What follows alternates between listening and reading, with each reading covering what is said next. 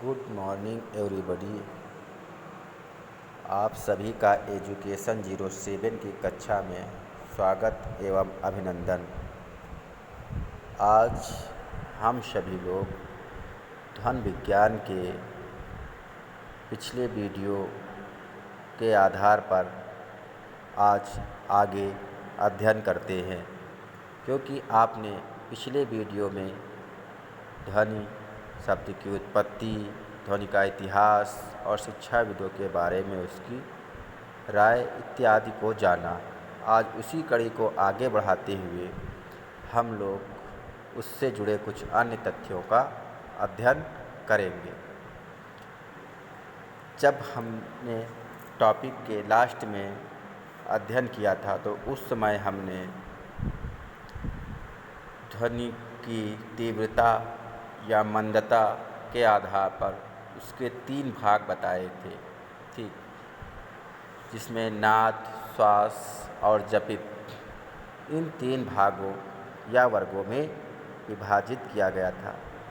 अगर आपके परीक्षा में कभी यह पूछा जाता है कि ध्वनि को तीव्रता या मंदता के आधार पर कितने भागों में वर्गीकृत किया गया है या विभाजित किया गया है, तो आप सभी इस बात को ध्यान रखिएगा कि इसे 3 भागों में वर्गीकृत या विभाजित किया गया है, जिन्हें हम क्रमशः नाद, श्वास एवं जपित के नाम से जानते हैं।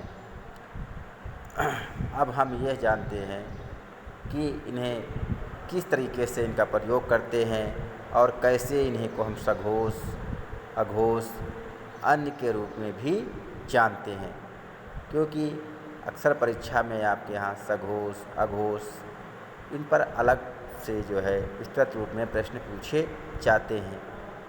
और वो जो हिस्सा है स्वर और व्यंजन भाग के अंतर्गत जब हम अध्ययन करते हैं तब वहाँ पर पढ़ते हैं, लेकिन यहाँ पर हम ध्वनि विज्ञान के अंतर्गत इन्हें कैसे सघोष और अघोष में विभाजित करते हैं और आखिर क्यों ये सघोष और अघोष आगे जाकर एक नया रूप और आकार किस प्रकार ग्रहण करते हैं, इसको जानते हैं। जब ध्वनि उत्पादन में अर्थात जो वक्ता है उसकी स्वर तंत्रियाँ एक दूसरे से मिलती हैं तो वायु उन्हें धक्का देकर बीच से बाहर निकलती है। देखिए, यहाँ पर जो ध्वनि उत्पादन की बात की जा रही है वास्तव में वो वक्ता की बात की जा रही। कहा जा रहा है कि जब वक्ता की स्वर तंत्रियाँ एक दूसरे से मिलती हैं, जब वो कोई शब्द या वाक्य बोलता है तो वायु उन्हें धक्का देकर बीच से बाहर निकलती है।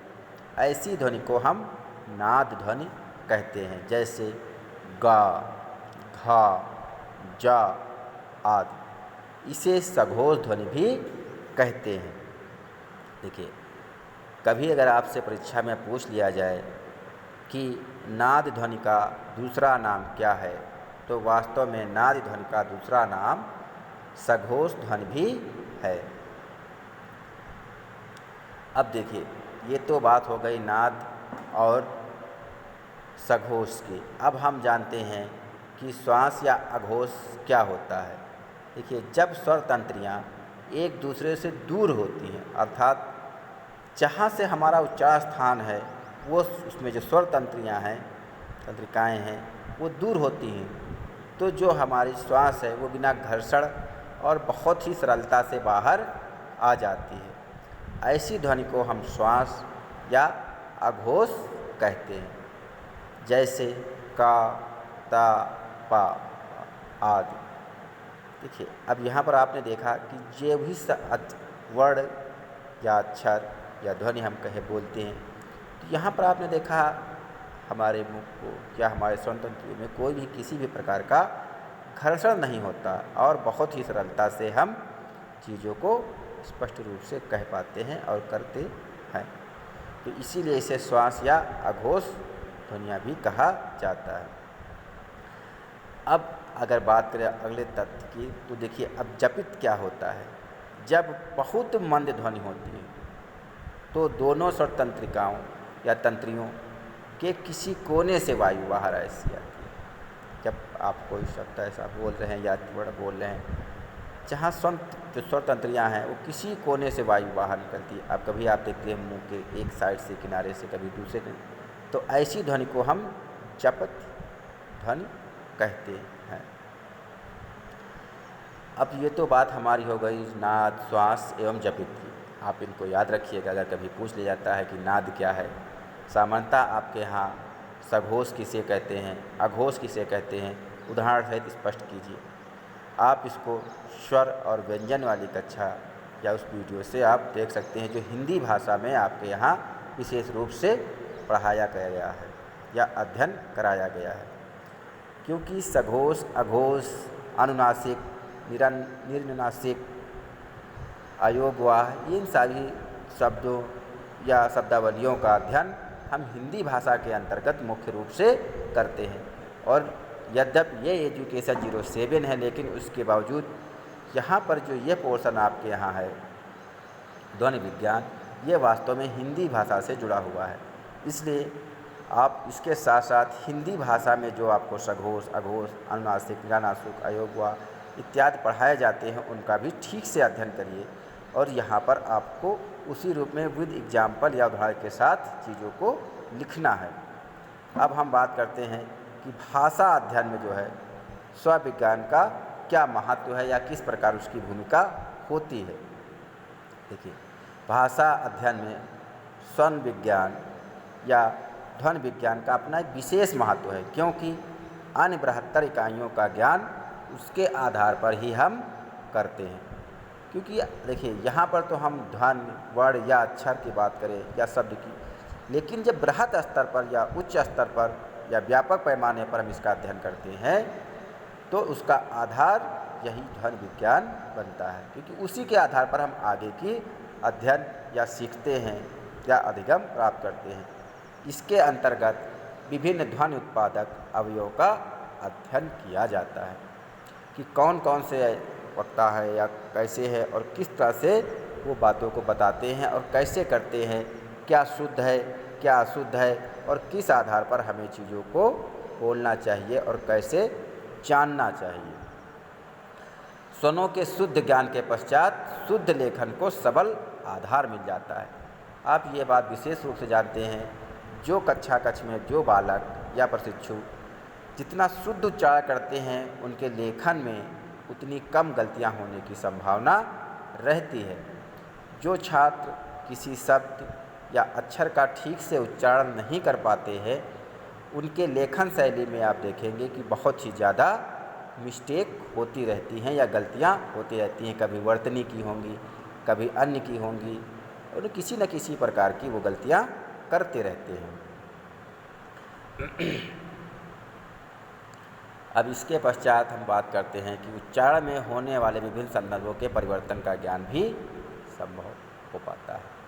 क्योंकि देखिए, कई बार आप देखते हैं कि जो हम उच्चारण करते हैं, जैसे आप कभी वीर रस की कविता पढ़ रहे हैं या दुखांत नाटक देख रहे हैं या अध्ययन कर रहे हैं या सुखांत कहानी पढ़, तो आप देखते हैं वहाँ पर जो शब्दों का प्रयोग होता है या जो भाव हमारे सामने प्रकट होते हैं वो अलग अलग होते हैं, सदैव एक जैसे नहीं होते। तो आपको इस बात का विशेष ध्यान रखना है कि उच्चारण में होने वाले विभिन्न संदर्भों का परिवर्तन का ज्ञान भी हमें ध्वनि विज्ञान के माध्यम से स्पष्ट हो जाता है कि हमें कब और किस तरह के भाव अपने उच्चारण के समय लाने हैं। अब इसके बाद अगर हम बात करें तो स्वर विज्ञान में विभिन्न ध्वनियों के अध्ययन के साथ साथ उत्पादन की प्रक्रिया का विस्तृत विश्लेषण किया जाता है।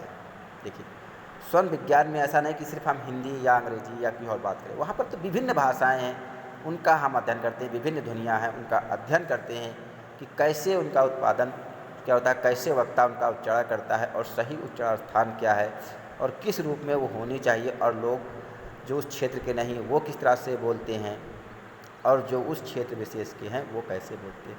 इसका हम विस्तृत अध्ययन स्वर विज्ञान के अंतर्गत ही करते हैं।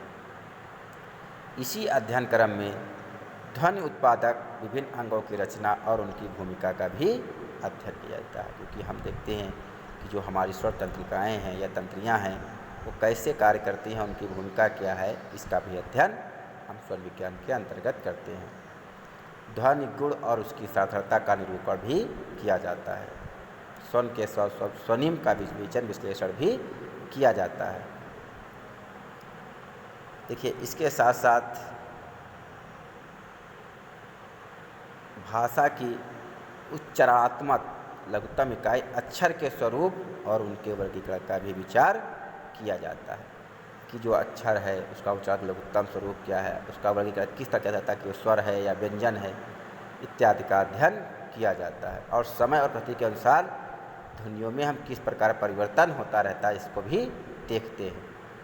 ध्वनि परिवर्तन के संदर्भ में विभिन्न विद्वानों ने कुछ ध्वनि नियम निर्धारित किए हैं या बनाए हैं, जिसके आधार पर अगर कोई प्रशिक्षु या बालक अध्ययन करता है या शब्दों का उच्चारण करता है तो गलतियाँ नहीं होती हैं। इन नियमों के अध्ययन के साथ ध्वनि परिवर्तन की दिशाओं और ध्वनि परिवर्तन के कारणों पर भी विचार किया जाता है कि ये ध्वनि परिवर्तन की कौन सी दिशाएं हैं और क्या उच्चारण है, इसका भी अध्ययन किया जाता है।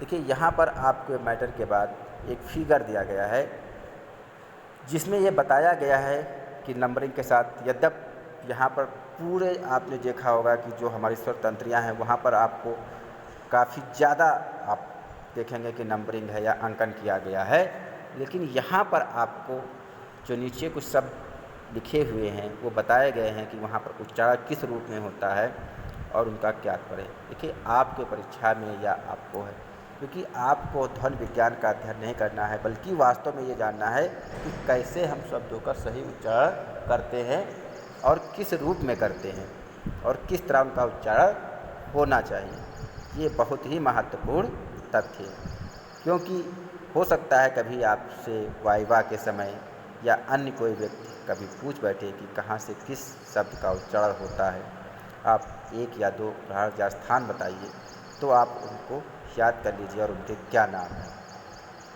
देखिए, ये ध्वनि विज्ञान की मुख्य बातें और तथ्य रहे हैं। इसके बाद हम लोग कल जो है इससे जुड़े जो कुछ अन्य तथ्य रह गए हैं उनका अध्ययन करेंगे, और अब तक आपने जिन तथ्यों का अध्ययन किया है उससे जुड़े बहुविकल्पी प्रश्न भी आपको कल के वीडियो में दिए जाएंगे, क्योंकि आपने लगभग 2 से 3 टॉपिक पढ़ लिए हैं। तो इसलिए आप सभी टॉपिक का रिवीजन ठीक से कर लीजिएगा, क्योंकि कल के क्लास में हमारा प्रयास यही रहेगा कि आप सभी जो है लघु उत्तरीय और अति लघु उत्तरीय प्रश्नों के साथ साथ बहुविकल्पीय प्रश्नों का भी अध्ययन करते रहें, जिससे परीक्षा के समय आपको किसी प्रकार की समस्या ना हो। आप ध्वनि विज्ञान से संबंधित अगर कहीं पर आपको कोई समस्या आ रही है तो आप व्यक्तिगत रूप से भी व्हाट्सएप के माध्यम से या फ़ोन करके जानकारी प्राप्त कर सकते हैं। अब आज की कक्षा समाप्त होती है। धन्यवाद।